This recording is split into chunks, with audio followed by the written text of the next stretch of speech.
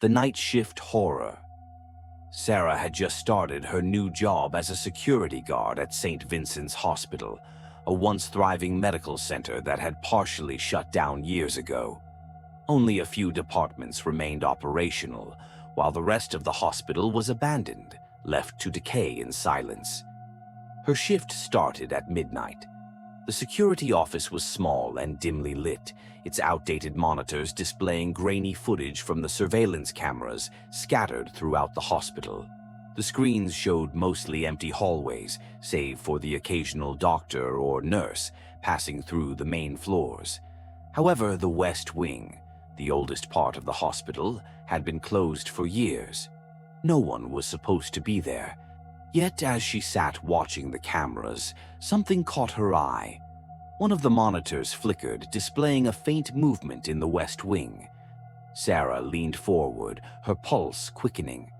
The image was unclear, but she could swear she saw a figure standing at the end of the hallway. A tall, shadowy figure. She blinked, and the screen went black for a second before returning to normal. The hallway was empty. Probably just a glitch, she muttered to herself, trying to shake off the unease creeping up her spine. Still, protocol required her to investigate any movement in restricted areas. Grabbing her flashlight and radio, she made her way through the silent halls. The sound of her footsteps echoed around her, making her feel more alone than ever. As she approached the entrance to the West Wing, she noticed that the heavy metal doors, which were always locked, were slightly ajar. Her breath caught in her throat. No one had a key to this area except hospital administrators, and they never came down here. Pushing the door open wider, she stepped inside. The air was different here, cold and damp, carrying the scent of old medicine and something metallic, like rust or dried blood. The dim emergency lights flickered, casting strange shadows along the cracked walls. As she moved further in, she heard it. A whisper.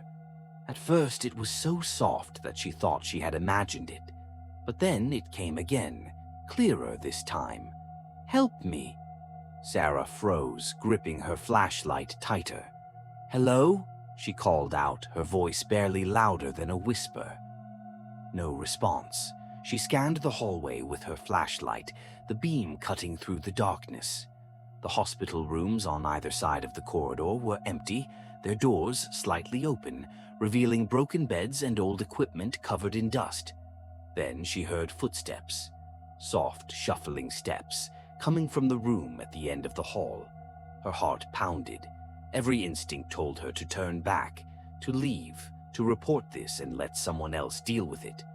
But something compelled her forward. Slowly, she approached the last room. The door was closed, but as she reached for the handle, it creaked open on its own. Inside, the room was almost completely dark, except for the faint glow of the emergency light above. The walls were covered in peeling paint, and the bed in the center of the room was still made, as if waiting for a patient who would never return. Then Sarah saw it. A figure stood in the far corner, facing the wall. It was tall and unmoving, its shadow stretching across the floor. Her breath hitched as she lifted her flashlight. The moment the beam touched the figure, it turned its head toward her. But there was no face, just darkness. Sarah stumbled back, a strangled gasp escaping her lips. The room suddenly felt smaller, the air pressing against her like an invisible force. The figure started moving toward her, its footsteps silent but its presence overwhelming. She turned and ran. Rushing down the hallway, she could hear the whispering again, more voices this time, overlapping and growing louder. "Help us. Don't leave. Stay with us." Reaching the doors of the West Wing, she pushed them open and slammed them shut behind her. She didn't stop running until she was back in the security office. Her hands trembled as she locked the door behind her. Breathing heavily, she turned to the monitors, her eyes scanning the feeds. The West Wing's camera was still showing static. Then, for a brief moment, the static cleared, revealing the hallway she had just escaped from. And there, standing right outside the doors, was the faceless figure. It wasn't alone anymore. Behind it, dozens of shadowy shapes filled the hallway, all facing the camera. And then the screen went black. Sarah never returned to work the next night.